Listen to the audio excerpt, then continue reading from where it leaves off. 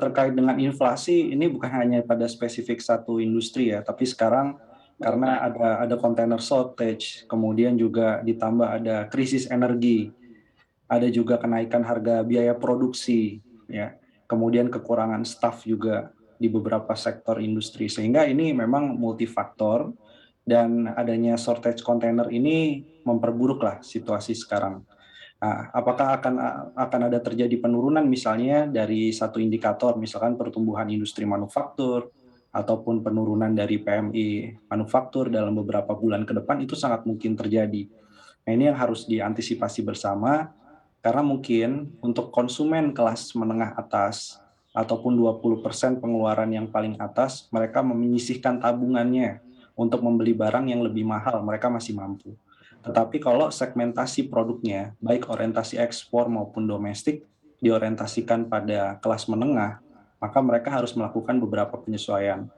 Ada yang melakukan strategi misalnya menghemat biaya produksi, mencari supplier ataupun rekanan yang bisa memberikan harga lebih murah. Ada lagi yang kemudian packagingnya sama tetapi isinya dikurangi, sehingga harganya bisa masuk kepada harga dari konsumen. Nah, ini memang tergantung secara spesifik.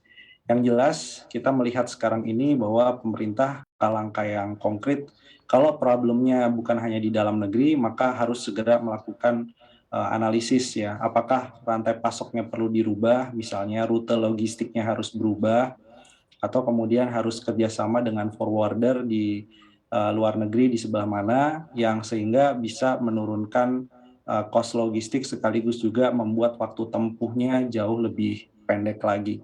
Saya kira itu yang sekarang bisa dilakukan. Jadi kerjasama pemerintah dengan swasta, bagaimana mencari solusi bersama sehingga jangan sampai 2021 akhir, tinggal beberapa bulan lagi, dan 2022 ini momentum untuk mengenjot ekspornya itu lewat, sehingga kita mungkin akan menunggu waktu yang 10 tahun lagi ataupun 15 tahun lagi untuk melihat adanya booming permintaan setinggi ini.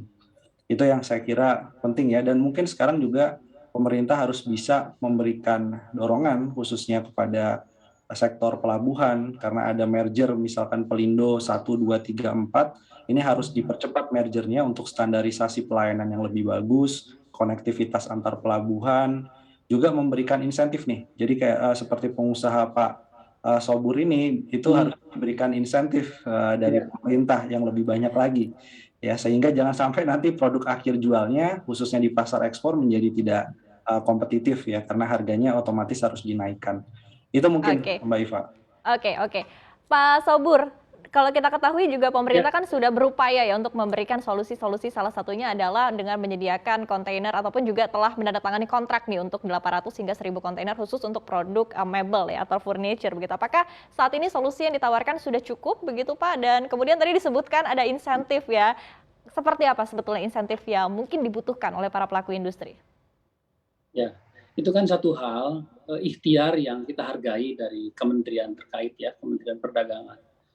Saya sendiri jumpa langsung dengan beliau ya, Pak Lutfi dan tim pada saat itu untuk mencoba berikhtiar dari mana itu sumber-sumber kontainer kita bisa dapatkan. Tetapi angka 800.000 itu angka yang sangat kecil kan.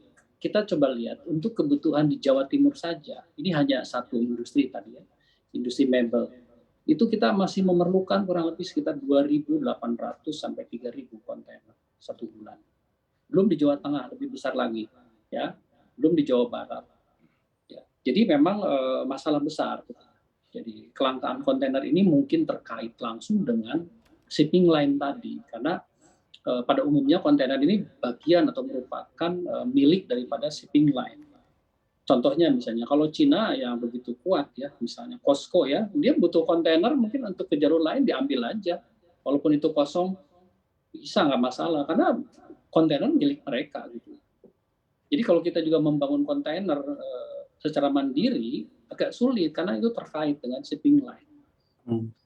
Jadi sebenarnya kalau pemerintah mau membuat solusi yang lebih signifikan adalah memang tadi saya mengatakan waktunya pemerintah itu membangun infrastruktur yang lebih besar.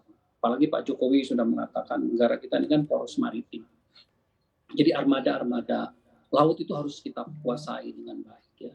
Kita harus mempunyai pelabuhan-pelabuhan yang dalam supaya mother vessel-nya masuk.